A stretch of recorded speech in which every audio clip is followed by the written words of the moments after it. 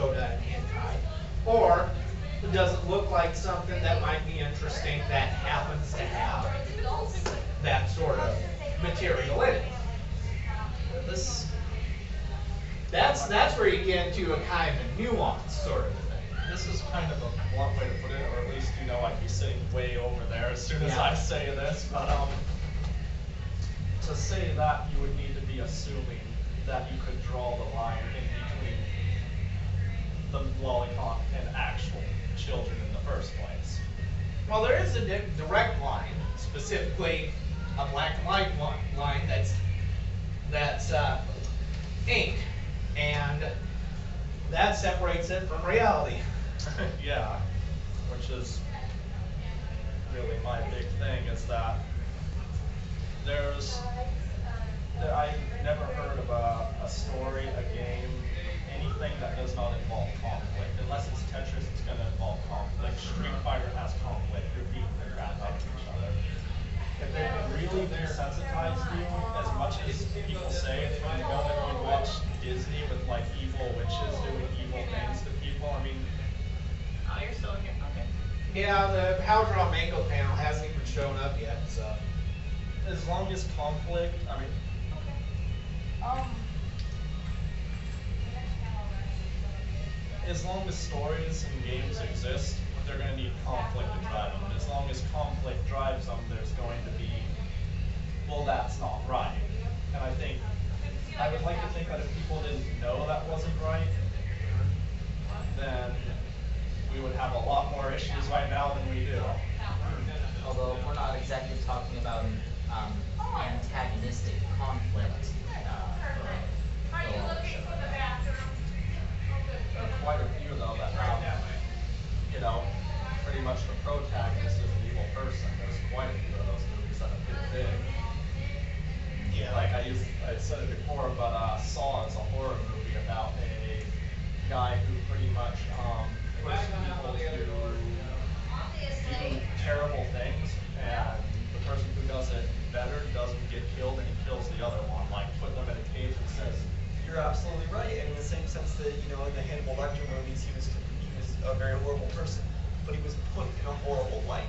It's not like they were sitting there going like, "This is perfectly fine." No. They were sitting there going like, Still "This guy is showed a up. mess." have you ever watched a lollipop?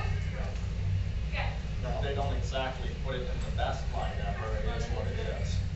Well, let's put one thing put.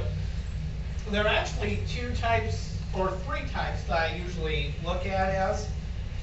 There's the type where it's like Toradora, where Taiga is a 18-year-old girl, but she looks like she's 10 or 12, or where it's just generally, like for example, is everyone familiar with Kodomo no Jikan? No, kind of.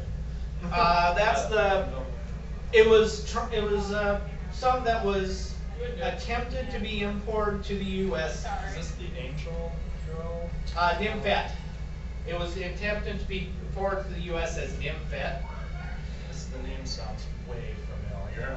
But It's basically about some guy is starting off at 22, 23 years old as a grade school teacher. That's what he always dreamed of. oh, I know what you're talking about. And one of the children, a 9-year-old girl, starts to I know fall for exactly him I saw and like 3 episodes of it. pursue him very lecherously. Where it's That's kind actually of messed up though, like that. I mean, how can you look at that how could you possibly look at that in a good light? Like that's what kind of bothers me. How could you look at any conflict in a story in a good light as long as it's conflict? If that character doesn't exist in real life, it should never be an issue. Well, no, I'm just saying that, like, you always make the example with Call of Duty and Grand Theft Auto. You got me there. Grand Theft Auto is pretty messed up, period. But you single out Call of Duty, and in that sense, you are supposedly killing people for a motive, for a reason, because of you're defending this, you're protecting this, you're trying to stop this. Do they really explain anything to you when you're playing? They try to. They put you in military uniforms. And give you an objective, and you fight the opposite people. Well, even if So you want then to you're sit there, saying it's okay to, I mean, regardless of how it's justified, it's like one of those, all right, these people people are different, we don't like them, kill them. So, I mean, So that's it's okay to kill people.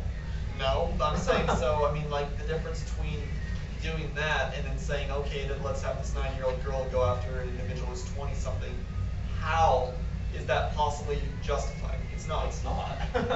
Well, actually, I'm sorry. There's more justification occurring in at the very least just being like, we don't like these people, even though that's kind of messed up.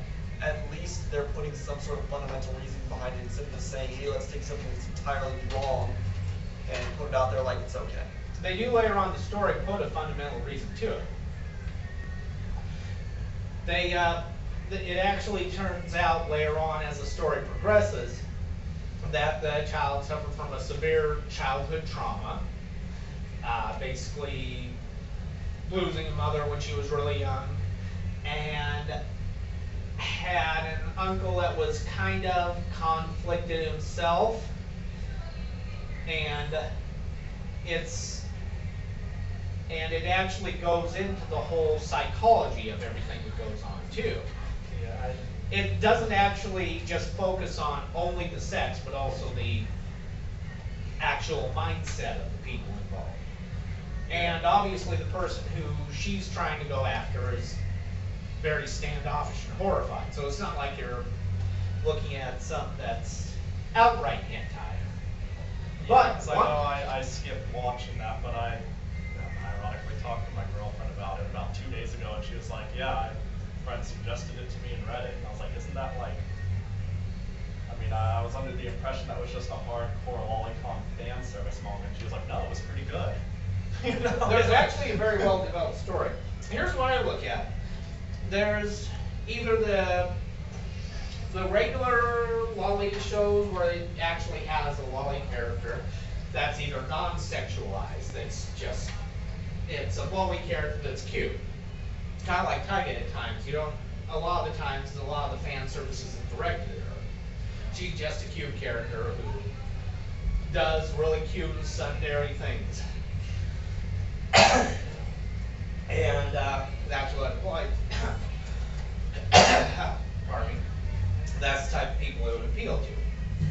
Then you have sort of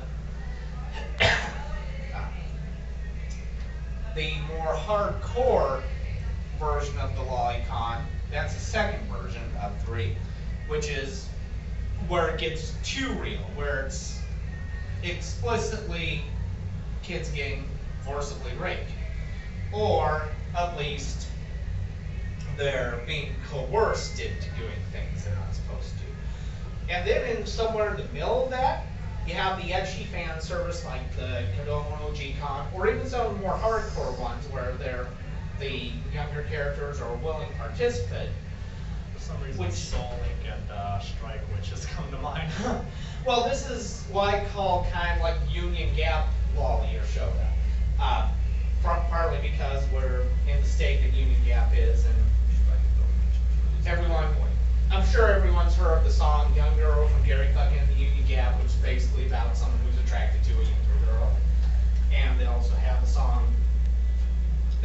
another song about someone trying to get at someone who, oh, sorry. Everyone trying to go? No, it's okay. I told you I had nowhere to go until about 4, and you guys could do whatever you want. I was going to be in here. In fact, I was surprised you guys followed me in here in the first place. I'll go wander with Kurt if you can sing. If you don't want to wander, I'm sorry to interrupt you. I wanted to go to the cafe. Oh, is it in that time case, to I'm not about wrap following you. this? So is it time to about wrap this up, probably? If that's the case, then I can't follow you, Kurt. You know that. It's food. Hell, No, it's not. Aren't we all hungry? Well, we got food here. It's not the same to Kurt. Oh, I need like a meal. Oh, okay. Made. Well, let's go ahead and wrap up the whole Wally Shotokan issue. That was like the last issue anyways, right? Well, I was going to cover Bill 156. Does anyone want to cover that quickly and go, or not? I know very